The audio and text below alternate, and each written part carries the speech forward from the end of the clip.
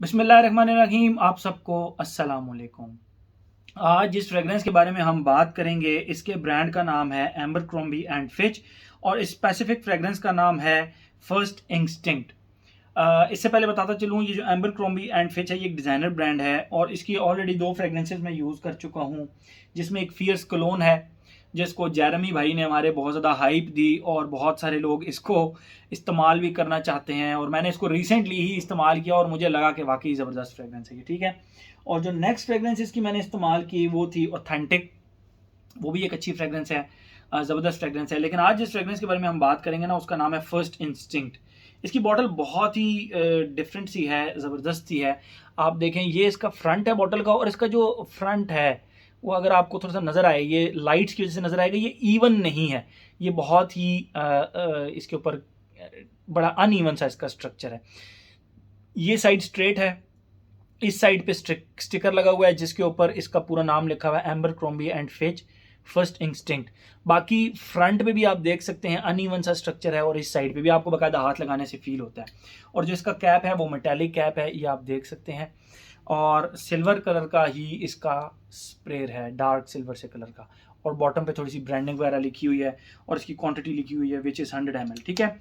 ये तो हो गई इसकी प्रेजेंटेशन। बात करते हैं हम इसकी खुशबू के बारे में, लेकिन उससे पहले मैं आप लोगों को एक चीज़ बताता चलूँ। इसकी प्राइस जो है वो लगभग 15,000 रुपये या उससे नीचे नीचे है और वकास अहमद से आपको ये इजीली मिल जाएगी पाकिस्तान के अंदर, ठीक है। इसका डी कैंट अगर आप लेना चाहें तो डी कैंट भी वकास अहमद से मिल जाएगा, लेकिन ये मुझे पार्शल बेसिकली मिल रहा था अच्छी उसमें क्वांटिटी में, तो मुझे लगा कि ये इसको ट्राई करना चाहिए।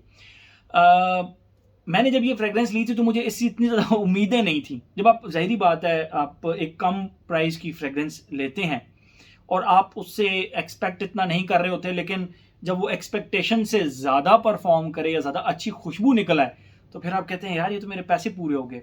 सेम इस केस में, इस फ्रेग्रेंस में ना सेम हुआ। मैं इससे बहुत ज़्यादा एक्सपेक्ट नहीं कर रहा था, लेकिन मुझे इसने उम्मीदों से ज़्यादा जो है ना वो खुशबू भी और इसकी परफॉर्मेंस भी, बहरहाल वो आगे चल के हम बात करें, लेकिन पहले मैं आप लोगों ने इसकी खुशबू डिफाइन करता हूँ, फिर मजीद इसके बारे में हम बात करते हैं।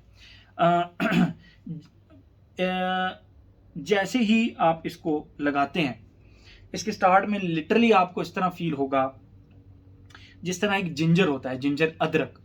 अच्छा, जिंजर की भी ना दो तीन किस्म की खुशबुएं जो परफ्यूमरी के अंदर इस्तेमाल होती हैं। एक जो fresh literally original raw ginger होता है, आप अभी उसको अपने फ्रिज से निकालें, उसको खुशबू करें तो रॉ एक जिंजर की जो खुशबू आ रही होगी, एक परफ्यूमरी के अंदर वो नोट इस्तेमाल होता है।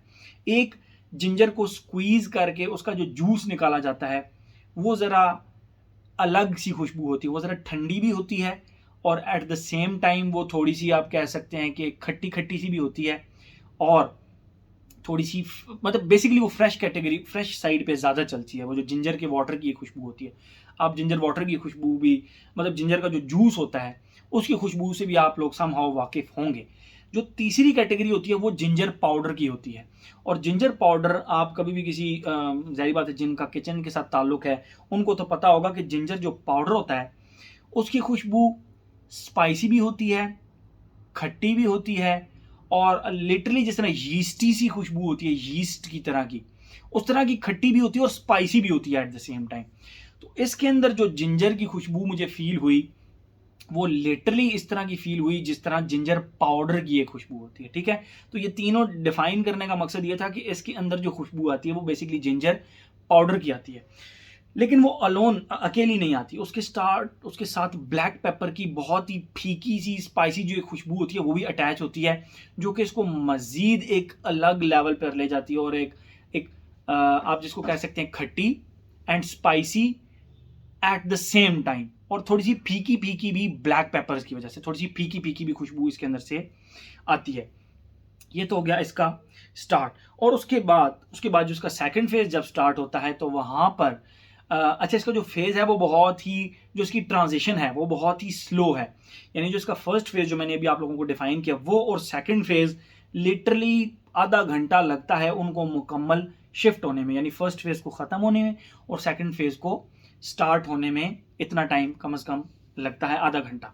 और जब इसका सेकंड फेज स्टार्ट होता है तो लिटरली आपको इसके अंदर एक आप कह सकते हैं कि जिस तरह पर्पल सा एक लक्स होता है जिसके अंदर वॉयलेट फ्लावर की एक खुशबू होती है पर्पल से लक्स की, लेकिन वो बहुत ही लाइट सी खुशबू होती है।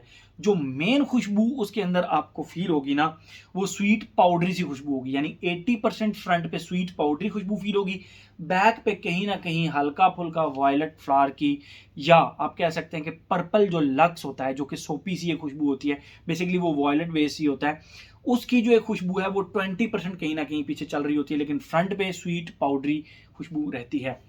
अब इस स्वीट पाउडरी और लक्स की जो पर्पल लक्स की खुशबू होती है, इसमें से भी लक्स सब्ट्रैक्ट होना शुरू होता है और बिल्कुल एंड पे सिर्फ और सिर्फ स्वीट पाउडरी सी खुशबू रह जाती है, and that's it.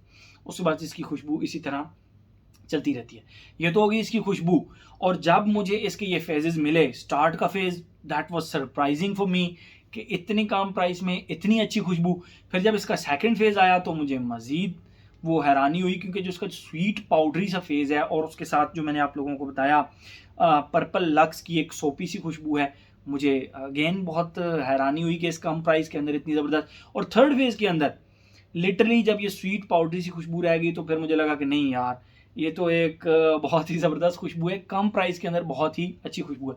And I don't know why लोग इसके बारे में इतनी ज़्यादा बात क्यों नहीं करते। इसको इस्तेमाल करना चाहिए मेरे तमाम वो भाई जो कि कम प्राइस के अंदर ज़रा मतलब डिज़ाइनर रेंज के अंदर रहते हुए फ्रेगरेंसेस इस्तेमाल करना चाहते हैं, तो उनके लिए ये बहुत ही ज़बरदस्त किस्म की खुशबू है। आप इसका जूस भी देखें, ग्रे से कलर का जूस है। तो आई वुड से कि एक अच्छी खुशबू है इस प्राइस रेंज के अंदर। ये तो होगी इसकी खुशबू। बात है फिर पैटर्न की तरफ, age, gender, longevity, projection, weather, occasion, कोई एज रिस्ट्रिक्शन नहीं है इसके ऊपर, हर एज का बंदा इसको लगा सकता है। और अगर हम जेंडर की बात करें, समहाउ मुझे ये फ्रेग्रेंस लगी मैस्कुलिन साइड पे थोड़ी सी ज़्यादा लगी।